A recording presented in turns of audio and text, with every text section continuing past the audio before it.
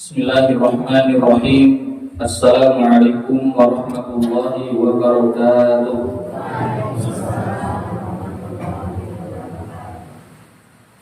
Alhamdulillah, wassalatu wassalamu ala rasulillah wa ala alihi wa sahbihi wa man wala. Asyhadu an la ilaha illallah wa asyhadu anna muhammadan abduhu wa rasuluhu. Allahumma la ilma lana illa ma 'allamtana innaka antal alimul hakim.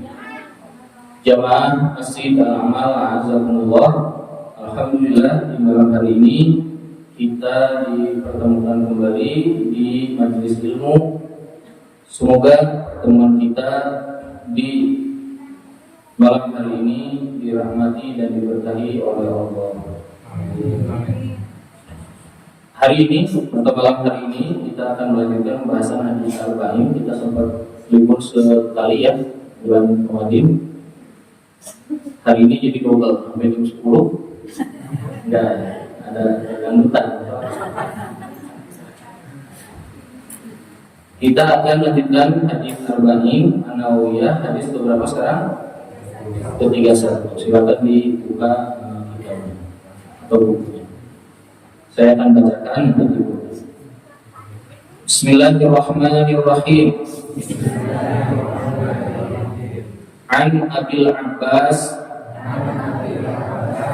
Sa'd bin Sahlin As-Sa'idi radhiyallahu anhu qala jaa rajulun ila nabi sallallahu alaihi wasallam faqala ya Rasulullah dullani ala amalin idza amiltuhu. Bisa tulisannya apa? Ya. Kalau di saya salah amal. Ahabbanillahu wa ahabbanin nasu faqala izhad fid dunya yuhibbukallah wazhad fima indan nasi yuhibbukan nas. Faqala hadithun hasanun rawahu Ibnu Majah wa ghayruhu bi asanida hasanah. Hadis ke-31 dari Abu Abbas Sa'ad bin Sahl As-Sa'idi radhiyallahu anhu berkata, datang seseorang kepada Nabi sallallahu alaihi wasallam kemudian berkata, wahai Rasulullah, tunjukkan kepadaku amalan yang kalau aku lakukan Allah mencintai aku dan manusia juga bakal mencintai aku. Kemudian kata Nabi, zuhudlah di dunia, nanti Allah cinta sama kamu, dan zuhudlah dari apa yang dimiliki oleh manusia, nanti manusia suka sama kamu. Hadis ini hadis hasan. Hadis ini yang pertama adalah hadis berkaitan dengan semangatnya para sahabat bertanya dalam urusan akhirat. Lihat dari hadis kemarin-kemarin itu terus-terusan begini. Sahabat bertanya. Dan pertanyaannya nggak ada yang nanya, Rasulullah gimana caranya biar bisnis saya tambah gede, ya. Kan sekarang orang nanya ke Ustadz juga gitu. Ustadz minta doanya biar bisnis saya lancar. Gak pernah Ustadz minta doanya biar saya rajin sholat. Jarang tuh minta ini. Ya, Ustadz minta doanya biar saya bisa baca Al-Quran, bisa hafal Quran. Jarang. Betul gak? Mintanya apa? Urusan-urusan yang zahir. Mintanya urusan-urusan dunia.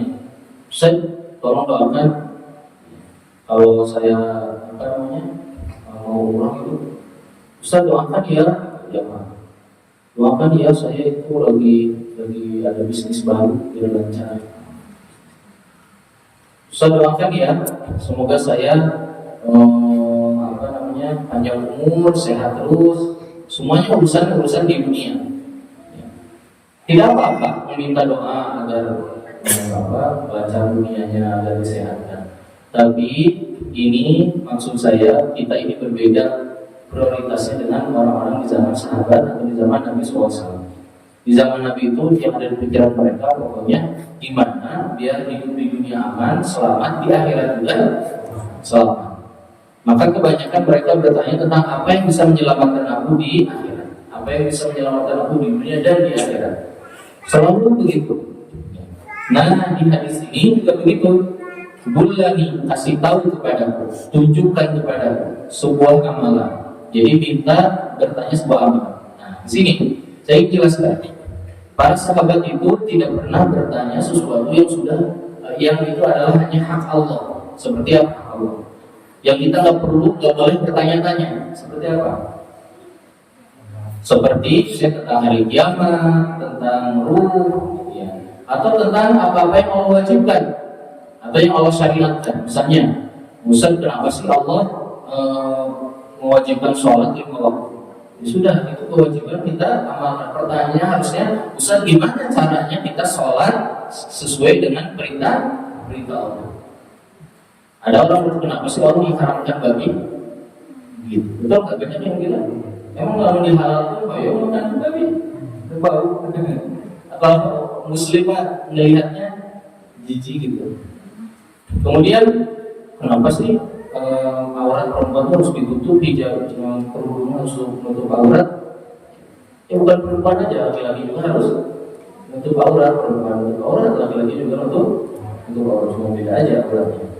Nah, kalau sahabat itu mereka bertanya tentang amal, tidak mempertanyakan apa yang Allah tetapkan. Beda nggak? Beda.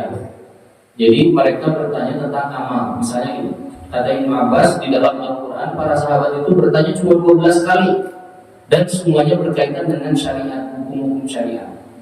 Yas'alunaka 'anil mahid, mereka bertanya tentang haid. Yas'alunaka 'anil ahilah, mereka bertanya tentang hilal. Yas'alunaka 'anil khamri wal maisir, mereka bertanya tentang khamr dan judi, apa hukumnya.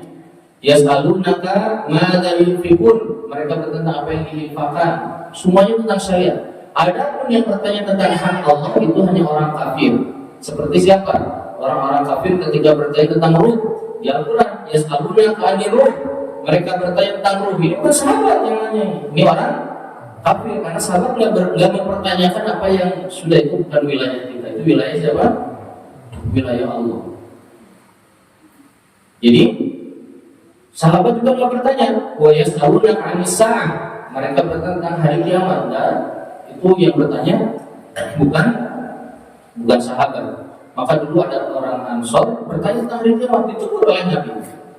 Ada Ansor datang, ya Rasulullah, mata sa'ah, kapan hari kiamat? Kemudian kata Nabi, wa madza a'adatta laha, emang kamu udah nyiapin apa nanya hari kiamat? Nah, lihat, para sahabat itu bertanya tentang apa? Amal, mesin al-amal. Ya, bertanya tentang apa? Tentang amal. Tidak mempertanyakan apa yang ditetapkan. Ya. Pernah nggak Bapak waktu datang bikin SIM ke kantor polisi nanya, Pak, kunaon atau kudu aya SIM? Pernah nggak? Nggak, bikin aja sih. Gitu. Ada tes juga, nggak diikuti. Mau bikin STNK gitu, bikin KTP gitu. Kenapa?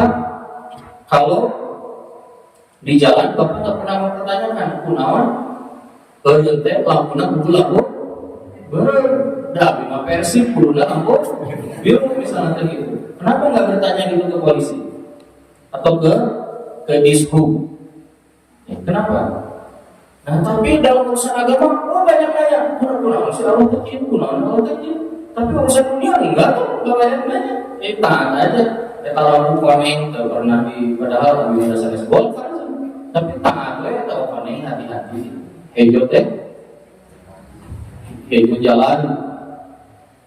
Nah, jadi jamaah sekalian, lihat di sini bahwa hadis ini menjelaskan kita kalau ingin belajar dalam agama, tanyalah apa-apa yang akan kita amalkan, dan tanyalah dalam dari syariat ini apa yang kita belum tahu untuk diamalkan, bukan mempertanyakan sesuatu yang apa? Yang merupakan ketetapan Allah yang bukan hakikat. Kenapa kok rukun Islam ada 5? Jika dalam menuju jadi resep. Nah, itu udah hak Allah. Ya, kenapa Al-Quran 30 juz? Tapi mau yang mana 35? Tidak bisa. Yaitu hak siapa? Hak Allah. Nah, maka hadis ini menjelaskan sahabat itu mereka kalau belajar bertanya agama, nanya gimana caranya saya beramal gitu. Kayak kalau bapak ngaji, Ustaz, gimana caranya biar saya tidak terjerumus dalam dosa ini? Gimana caranya beramal amal soleh yang ini? Gimana tata cara ibadah ini? Begitu yang ditanyakan. Bukan mempertanyakan kenapa Allah mewajibkan ini, kenapa Allah begini begitu. Makanya dulu ada sahabat, kan di Al-Quran dikatakan kata Allah, ini ada di hadis sebelumnya. Kata Nabi di hadis sebelumnya, wasakata an asya'a ghairu nisyanin rahmatan lakum. Kata Nabi, Allah mendiamkan banyak hal dalam urusan hidup kalian dalam agama itu bukan karena Allah lupa kasih Allah sayang sama kalian, makanya nggak dibahas. Maka jangan tanya kalau nggak dikasih tahu sama Allah. Allah nggak menjelaskan tentang ruh, nggak usah nanya. Allah nggak menjelaskan tentang apa? Tentang makhluk gaib, apa maksudnya bentuknya jenisnya. Enggak, kenapa? Rahmat bagi kita. Kata siapa? Nabi SAW, seandainya kalian bisa melihat apa yang aku lihat, kalian nangis terus, kalian bakal takut keluar rumah. Kalau kita bisa melihat malaikat, melihat jin, melihat malaikat gede, kita bakal takut. Melihat jin, makhluk jin beda-beda bentuknya dengan kita. Melihat yang goib, mendengarkan yang goib. Wah, kalau ada orang meninggal di dalam kubur disiksa, kita mendengar nggak? Enggak. Coba kita dengar, nggak bisa tidur, kita nggak bisa makan, nggak bisa dangdutan, nggak bisa. Jadi takut. Kata Nabi, kalian akan takut dan tidak akan tertawa, akan menangis, banyak menangis. Nah, maka oleh Allah didiamkan. Kalau yang didiamkan itu usah banyak tanya. Dulu ada seorang sahabat tanya. Jadi Nabi lagi menjelaskan di masjid, Allah mewajibkan bagi kalian haji. Berarti wajib haji. Tiba-tiba ada yang nanya satu orang, ya Rasulullah, afi kulli amin, setiap tahun wajibnya? Kemudian kata Nabi, kalau saya jawab iya, nggak bisa kamu melakukannya, dan kalau saya jawab iya, pasti itu jadi ketetapan. Makanya lebih baik diwajibkan. Oh sudah, berarti saya Nabi tidak ngasih batasan, berarti minimal satu kali itu sudah wajib. Sudah, nggak usah banyak. Kalau diwajibkan tiap tahun, bisa nggak kita haji tiap tahun? Enggak. Gimana caranya? Jualan kebun terus tiap tahun. Jadi lihat ya, ketika kita, dan kemudian Allah mengatakan di Al-Quran, kata Allah, la tas'alu an asya'in tubdalakum tasud. Jangan bertanya perkara-perkara yang Allah nggak dijelaskan. Berarti Anda nggak perlu bertanya. Oleh Allah didiamkan, nggak usah bertanya. Kata Allah, in tubdalakum tasud. Kalau dijawab nanti bakal apa? Menyulitkan. Saya pernah ngajar di kampus, belum ngajar hadis. Terus saya itu ngajar di kampus cuma setahun setengah lah, karena nggak biasa diatur waktu, jadi pengennya mandiri sendiri. Ngajar di kampus lagi kalau UTS, saya bilang UTS hari ini bikin makalah tentang mustalah hadis. Temanya ini. Sudah, mau saya tutup, tiba-tiba ada yang Ustaz, Pak, minimal berapa halaman? Karena kamu nanya, jadi minimal 10. Yang lain protes, gimana nanya? Padahal tadi nama salbagnya bakal diterima sama saya, pakai bertanya. Tiba-tiba Anda, Pak, referensinya harus dari mana aja? Nanya lagi, kata saya, minimal referensinya 15. Wah, susah. Pakai bertanya tuh. Gitu. Jadi apa-apa yang tidak disampaikan ya sudah, kita tidak perlu. Yang ditanyakan harus bagaimana caranya. Gitu. Jadi yang ditanyakan adalah tentang kaifiyah, bagaimana caranya beramal. Nah, kemudian kata Allah, qad sa'alaha qaumun min qablikum fa asbahu biha kafirin. Orang-orang terdahulu pernah ada yang nanya-nanya ke nabinya, itu zaman Nabi Musa. Gimana sih? Kapan sih Allah jawab wajibkan ini? Kapan sih jihad? Kata Nabi. Asal payung kedua lebih sih. Ketika jihad kewajiban datang, dilakukan enggak? Fa asbahu biha kafirin. Kata Allah, kemudian mereka kufur. Nah, jadi kita ini kalau bertanya tentang apa yang akan kita amalkan. Kalau yang nggak penting, mestinya nggak akan kita amalkan, nggak usah tanya. Saya pernah ditanya sama seorang jamaah, Ustaz, lagi bahas fikih kiblat. Ustaz, gimana caranya sholat kalau jadi astronot? Kiblatnya ada Ka'bahnya di bumi. Emang bapak pada tahu bulan? Itu ya yang terang. Apa salahnya? Ngapain aja pusing-pusing amal aja kerjain. Ngapain aja yang astronot? Kalau sholatnya gimana? Kecuali bapak mufti, ya, ustaz, sekarang nggak perlu menyibukkan dengan sesuatu yang kita ini jauh dari apa? Amal. Kayak ada bapak nanya, Ustaz, gimana caranya adil kalau istrinya 4? Yang mau istrinya 4? Enggak, nggak izin guys, pusing seperti itu. Ada mana harus 4? Yang catat sana. Nah, kemudian, jadi itu nggak perlu bertanya tentang apa yang kita ini tidak akan lakukan, atau kita ini nggak akan mengalami itu, tidak akan mengalami itu. Kayak ada yang Ustaz, gimana kalau tayamum ya, di tengah gurun pasir yang sangat luas dan kemudian dia sendirian. Tayamumnya langsung di pasir atau gimana? Kan bapak mata ke gurun pasir. Jadi usaha aja yang aneh-aneh. Tanya aja ya. Saya belum ngerti tata cara wudhu, saya belum ngerti tata cara sholat, saya belum ngerti pendidikan ke anak, apa. Saya tanya tentang. Kemudian kata sahabat ini, kalau aku lakukan, ahabbanillah, Allah akan mencintai aku. Kalau aku lakukan. Jadi kasih tahu aku amalan yang kalau aku lakukan Allah mencintai. Dan bukan hanya Allah yang mencintaiku, tapi manusia juga suka sama aku, mencintai.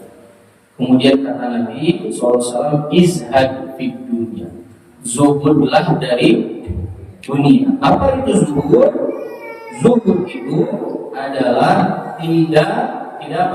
tidak memiliki keinginan untuk menggapainya, tidak memiliki ketertarikan untuk mengambilnya, tidak punya ketergantungan terhadap perkara itu namanya zuhud. Zuhudlah di dunia, maknanya di dunia ini kita menerima apa yang kita dapat dan tidak ngoyo pengen segala dalam urusan dunia. Tidak semua, misalnya gini, saya tuh pengen sering ngeliatin medsos, lihat ini Raffi Ahmad Abi Holo,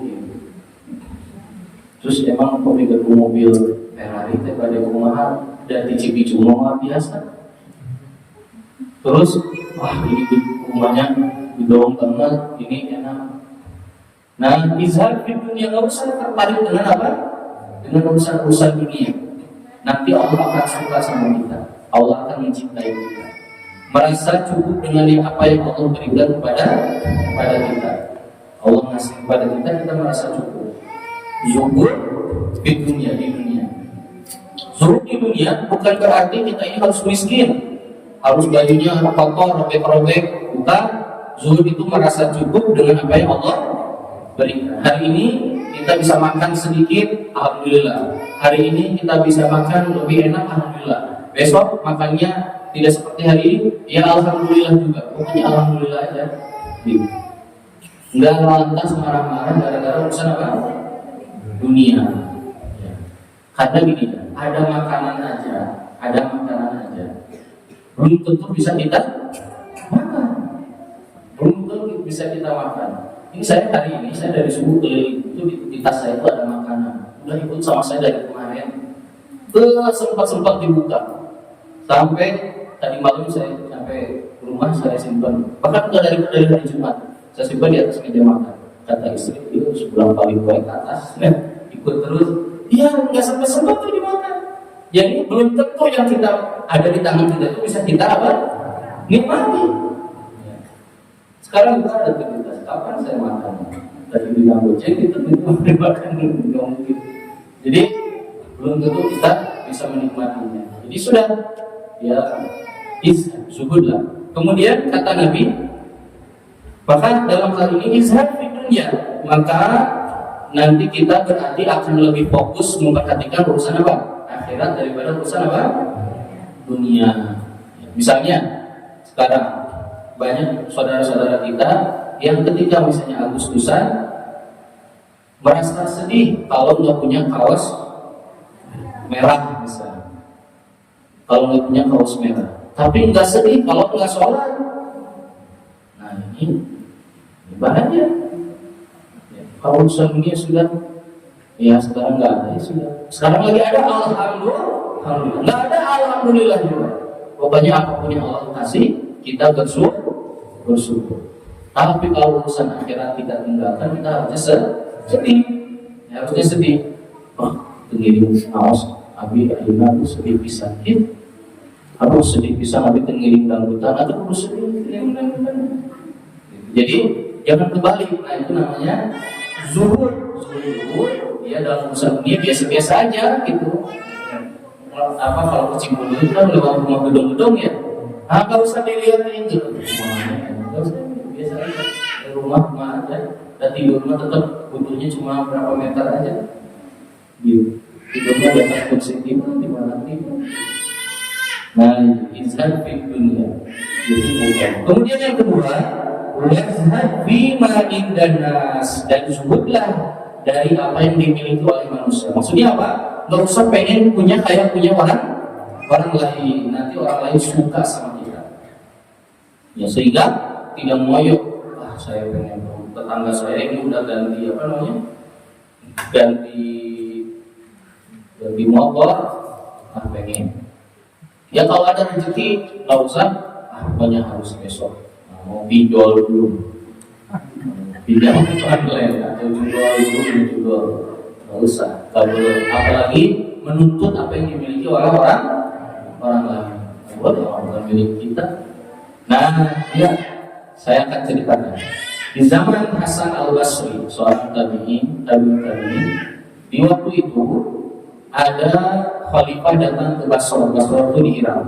Kemudian khalifah itu bertanya, siapa di Basra ini yang paling disegani tapi dicintai juga oleh rakyat? Hasan Al-Basri katanya gitu. Oh bukan gubernurnya, bukan. Kenapa? Kata orang-orang di Basra, karena Hasan Al-Basri itu dia punya ilmu banyak. Orang butuh sama dia, tapi dia tidak butuh sama harta orang lain. Orang lain kan punyanya apa? Harta. Hasan Al-Basri punyanya ilmu. Orang-orang butuh sama ilmunya Hasan Al-Basri, tapi Hasan Al-Basri nggak butuh sama harta orang lain. Hasan Al-Basri nggak ada. Kalau kita minta sama Allah, kalau usaha pribadi nggak. Nah jadi ini ya, jadi mulia. Kenapa jadi mulia? Karena nggak pernah menuntut apa yang dimiliki oleh orang lain. Izhad. Nanti gawat ya kalau apa itu setiap melihat orang lain pengen kayak gitu kan gawat ya. Nanti apa namanya lihat rumah orang kayaknya lebih enak tuh, rumah orang lebih gede, belum tentu juga. Gitu. Maka zuhudlah dari apa yang dimiliki oleh siapa? Oleh manusia, maka kita akan dicintai oleh manusia. Nah dalam hal ini maka Nabi memberikan peringatan kalau kita sampai tidak zuhud, akhirnya kita minta-minta agar kita dapat. Nah ini apa? Minta-minta. Kalau sudah rajin minta-minta, kita menjadi fakir, menjadi miskin yang dicap sebagai orang yang nggak akan diberikan kenikmatan. Jadi orang miskin aja terus, karena dia memilih untuk jadi begitu, minta-minta terus. Apa dampaknya? Nanti di hari kiamat dia akan dibangkitkan dalam keadaan di wajahnya tidak ada daging. Kata Nabi dalam hadis sahih, siapa yang meninggal dalam keadaan hidupnya minta-minta terus, minta-minta teh untuk apa? Urusan pribadi, minta-minta terus. Keliling sering minta-minta, nelfon, WA minta-minta terus doa. Nah, kalau harus minta-minta, kata Nabi SAW, nanti di hari kiamat akan dibangkitkan walaysa fi wajhihi mizhatul lahmin. Di wajahnya tidak ada apa? Daging. Nggak ingat? Tengkorak. Ya, jadi tengkorak. Nah, ini hadis tentang zuhud. Ya, hadis riwayat siapa? Riwayat hadis Hasan, riwayat Ibnu Majah. Jadi kesimpulan faidah dari hadis ini yang pertama yaitu tingginya perhatian para sahabat terkait dengan apa? Urusan akhirat. Itu faidah ke-1. Tingginya apa? Perhatian sahabat terkait dengan apa? Urusan akhirat. Yang kedua, hadis ini menunjukkan adanya mahabbatullah. Allah cinta kepada siapa? Hambanya. Jadi Allah mencintai hamba itu ada, itu sifat Allah. Ada. Di dalam hadis sahih dikatakan oleh Nabi SAW, apabila Allah mencintai hambanya, Allah akan mengumumkannya di hadapan para malaikat. Dan kemudian Jibril disuruh mengumumkan, Allah akan mengatakan kepada Jibril, dan Jibril kemudian mengumumkan kepada para malaikat agar mencintai hamba itu. Kalau sudah dicintai oleh Allah, apa yang akan terjadi? Nanti ada di hadis akhir, yaitu nanti gerak tangannya, gerak kakinya, matanya, telinganya, semuanya akan dibimbing oleh Allah. Kata Allah dalam hadis qudsi, ada di hadis apa? Tapi belum nanti, masih lama. Disebutkan di dalam hadis qudsi, wa ma taqarraba ilayya 'abdi ahabbu ilayya mimma ittaqatu. Tidaklah hambaku mendekatkan dirinya kepadaku yang lebih aku cintai daripada apa yang aku wajibkan. Wala yazalu 'abdi, dan hambaku terus-terusan mendekatkan, ya taqarrabu ilayya bin nawafil, mendekatkan dirinya kepadaku dengan yang sunnah-sunnah sampai aku mencintainya. Fa idza ahbabtu, kalau aku mencintainya, maka aku akan bimbing pendengarannya, penglihatannya, gerak kakinya, gerak tangannya. Kalau minta dikasih, kalau mohon perlindungan akan dilindungi. Kapan itu? Kalau dicintai oleh Allah. Jadi dampak dari zuhud ini adalah cinta dari Allah, dan cinta dari Allah dampaknya adalah kita akan dilindungi oleh siapa? Oleh Allah. Baik. Faedah itu faedah berapa? Kedua. Baik. Faedah ketiga yaitu adalah dalam hadis ini Nabi menceritakan atau memberikan isyarat bahwa manusia itu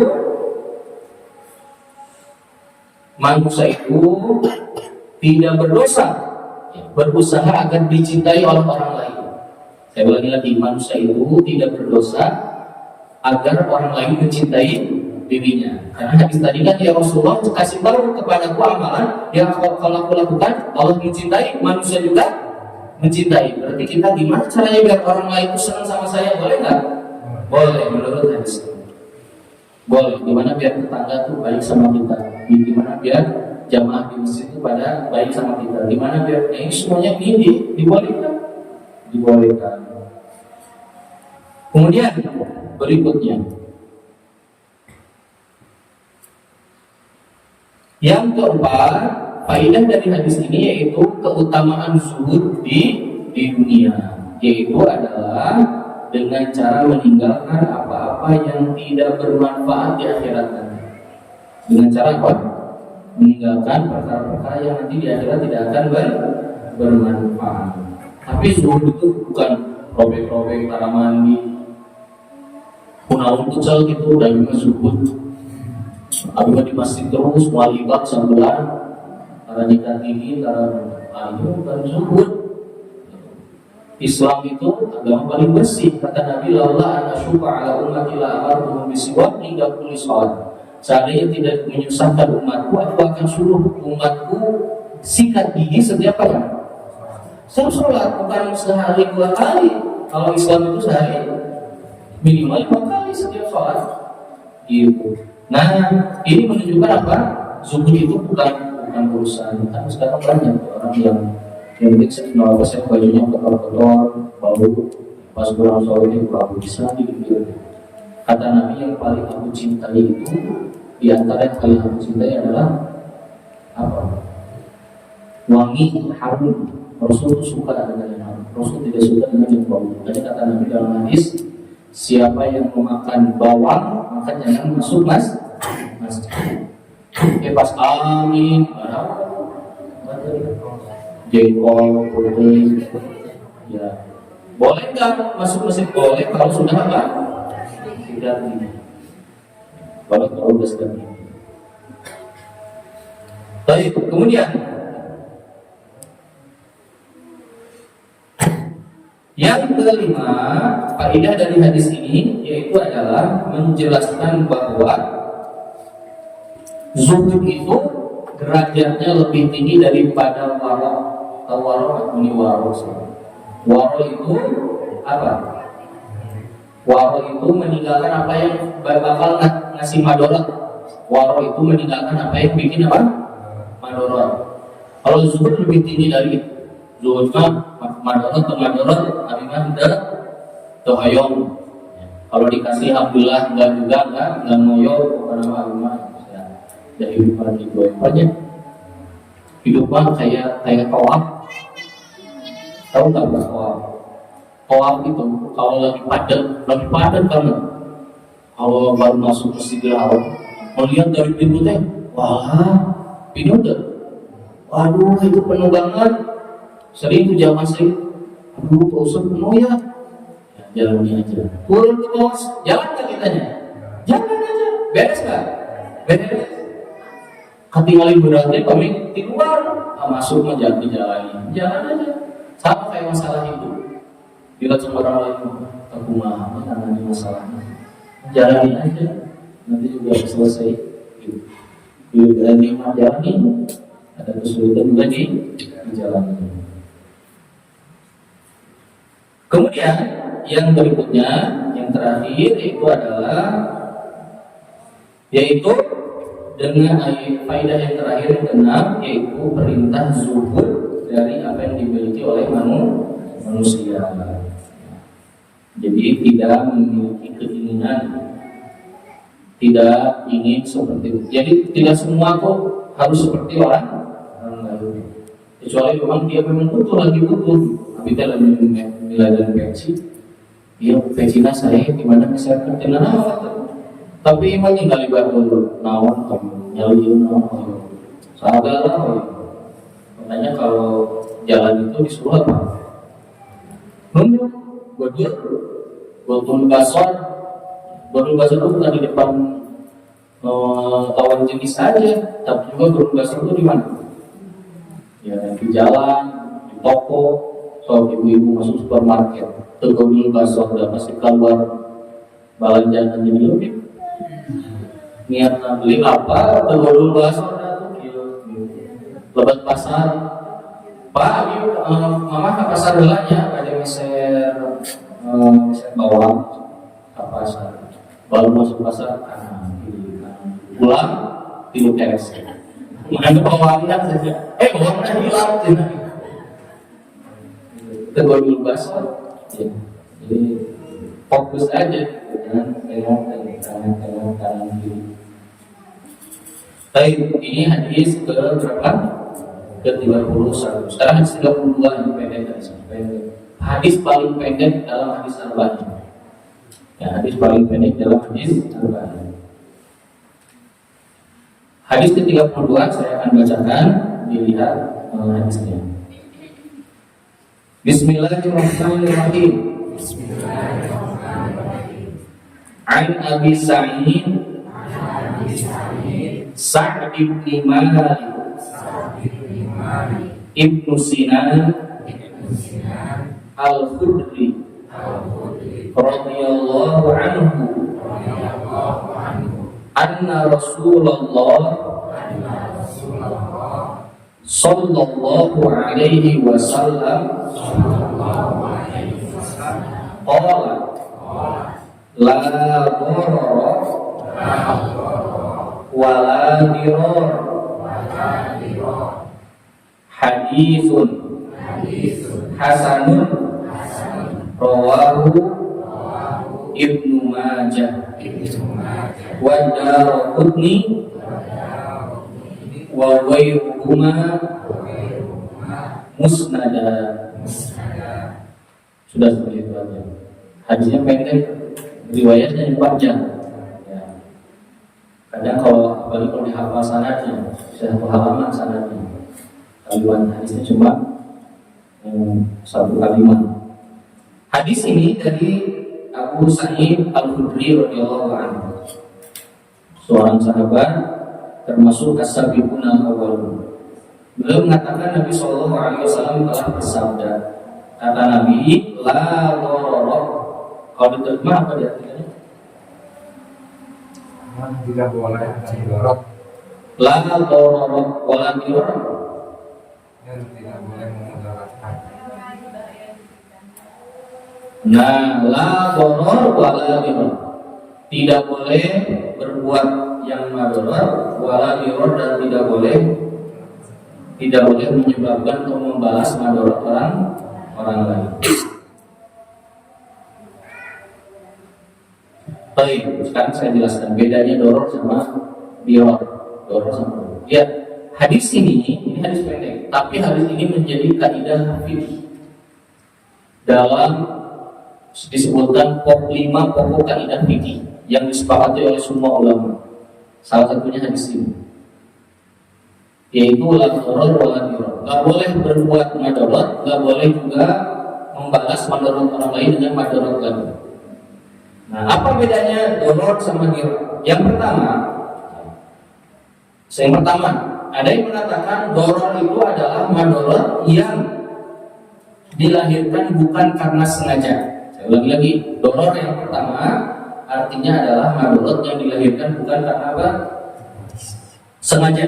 Sekarang, misalnya atap rumah bapak sudah mulai apa?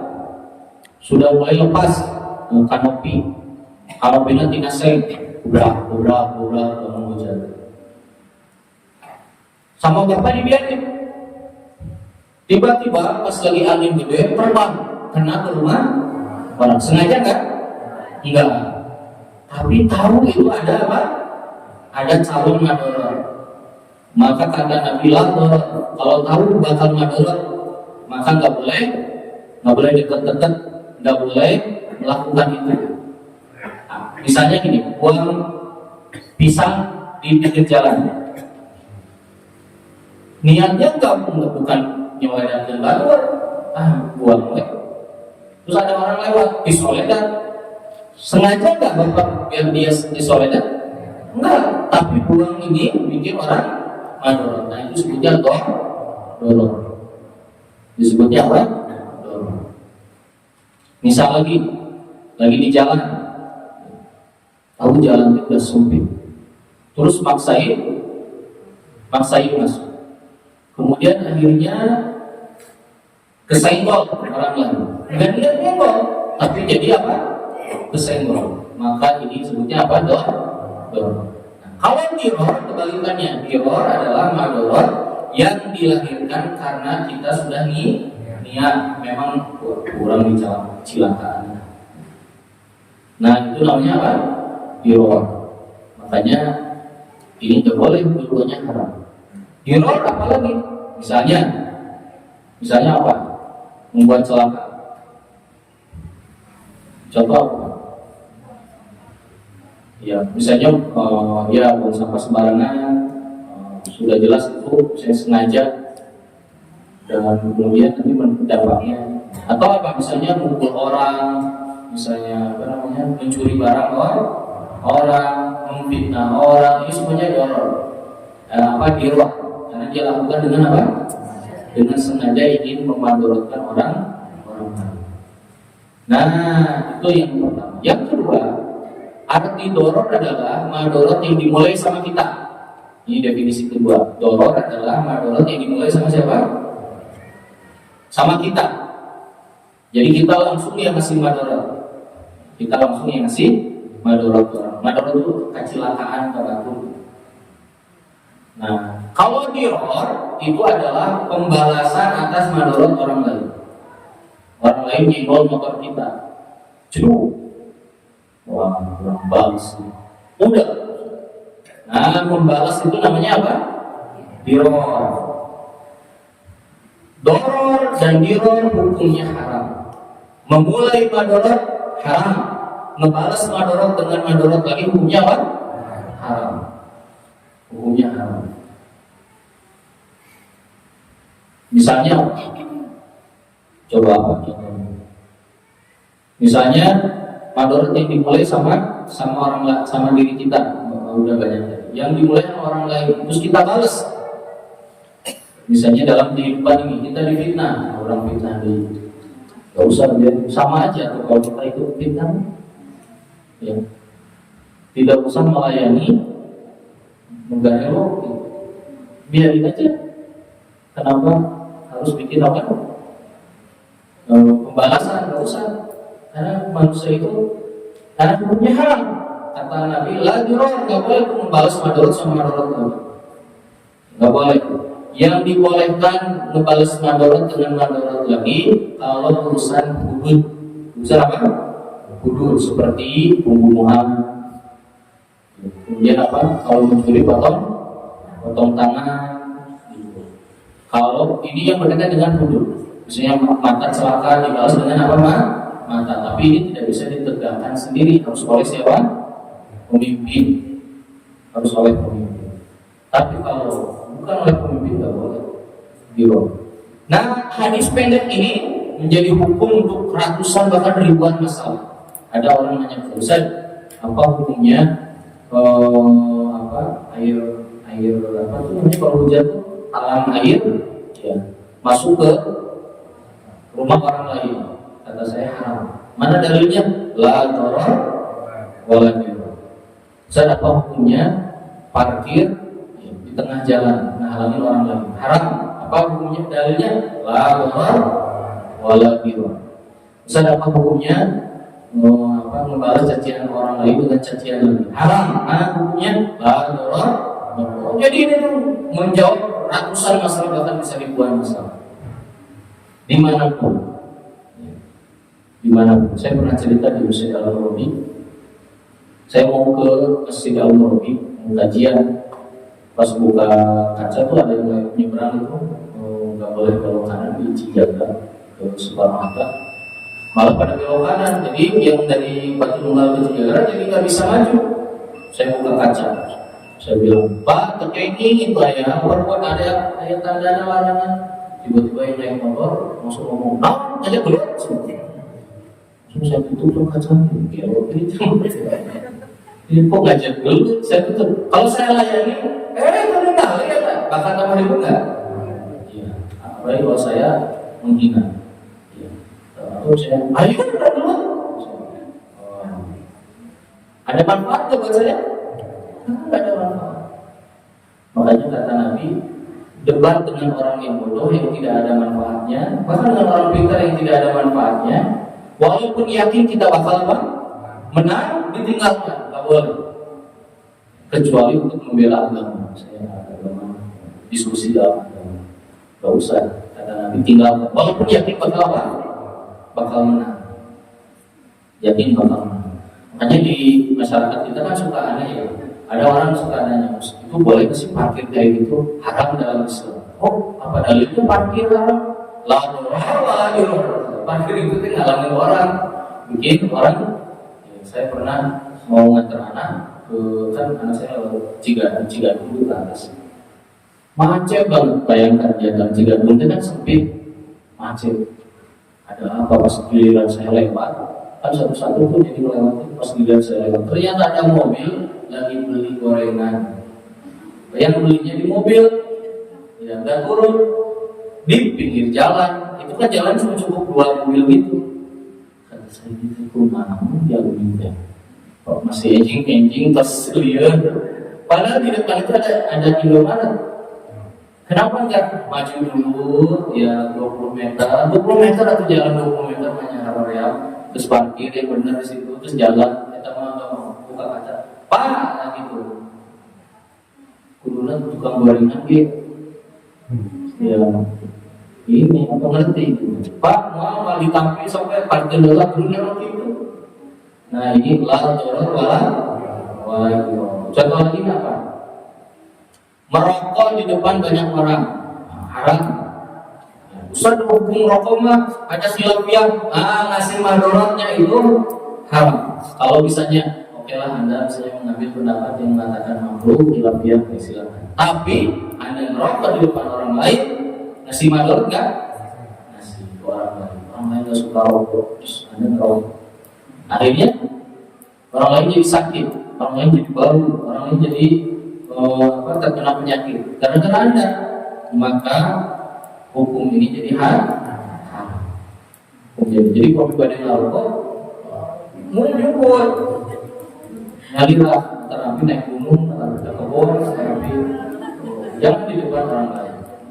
Kalau bisa di rumah terus pengawasan badan ngalah rokok, harium pak, masuk ngalah rokok harium, ulah dibayunin itu tenang. Kecuali mungkin izin dulu, ibu tenang, dia tapi orang Sunda mana bisa wilas tapi balik pukul dari pukul. Nah, jadi dulu itu ya, di zaman dahulu makanya gini, Islam itu semua hukumnya berkaitan dengan masalah. Gimana caranya mendatangkan apa? Masalah dan menghindarkan apa? Madorot. Semua urusan Islam termasuk urusan pernikahan, iddah, talak, haid, nifas. Coba tahu nggak? Di zaman dahulu, di zaman sebelum Nabi, kalau ada perempuan haid orang Yahudi tahu gimana? Dikeluarin dari rumahnya, nggak boleh tinggal di rumah. Keluar, gitu. Selama haid atau pulang ke rumah bapaknya, rumah ibunya. Nanti kalau udah bersih boleh masuk lagi ke rumah suaminya. Ya orang Yahudi punya. Jadi kalau masih haid nggak boleh dekat-dekat. Orang Nasrani kebalikannya, kalau lagi haid dijimat. Orang Nasrani. Datang Islam memberikan hukumnya di tengah-tengah dan bijaksana. Dalam Islam kalau istri haid nggak boleh tapi nggak boleh dijimat. Kata Allah dalam Al-Quran, haid itu di situ kotor. Yang kotor apa? Darah. Kata Nabi, if'alu kulla syai' illa jima. Lakukan apa aja, pelukan, pegangan, lakukan illa jima, kecuali apa? Jima. Enggak boleh kena yang kotor darah. Nah, lihat Islam datang untuk ngasih apa? Ngasih maslahat. Sama kayak misalnya nikah. Di dalam Islam ada nikah namanya poligami. Islam poligami wae. Ini nggak ngerti sejarah dulu itu sebelum Islam, orang-orang itu istrinya banyak. Orang Persia, Romawi, orang Majusi, orang Arab Jahiliyah itu istrinya 40, 20, 30 istri. Coba yang kedua, ayo apa dulu istri hiji, ayo 20 istri lah.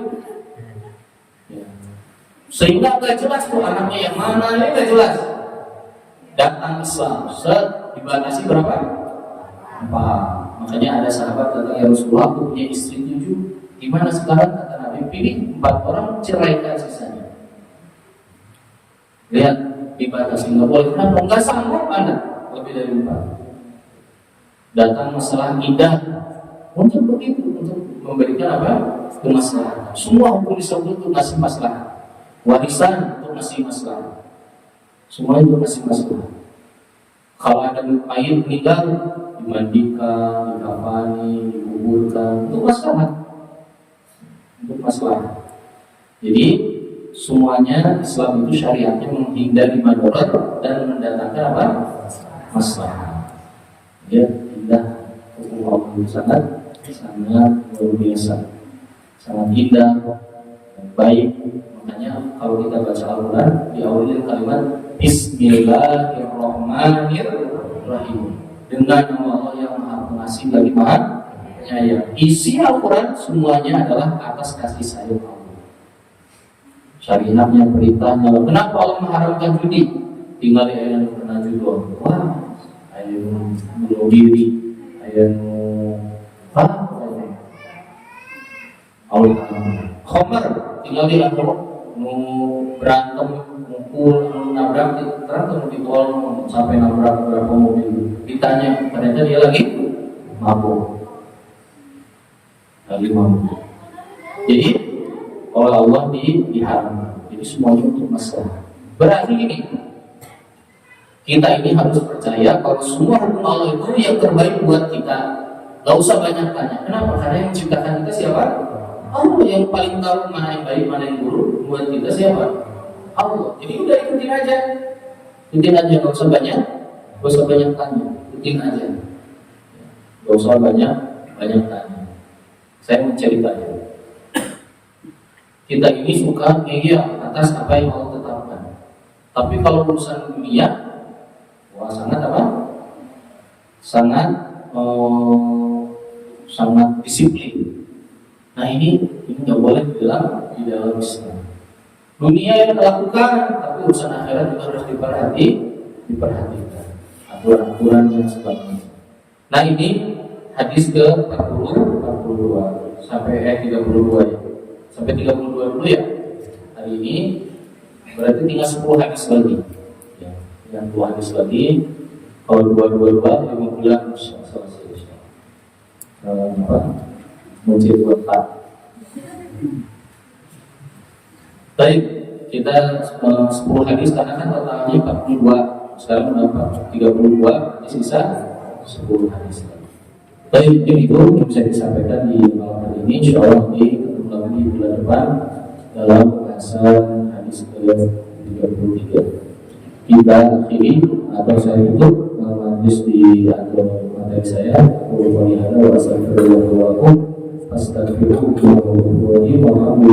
Assalamualaikum warahmatullahi wabarakatuh.